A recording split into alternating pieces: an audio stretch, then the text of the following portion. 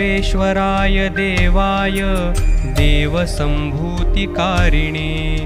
प्रभवे सर्ववेदानां वामनाय नमो नमः।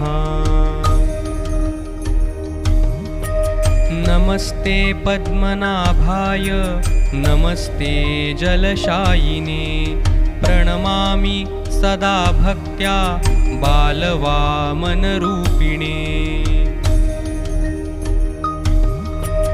नमः शार्ङ्गधनुर्बाण पाणये वामनाय च यज्ञभुक्फलदात्रे च वामनाय नमो नमः।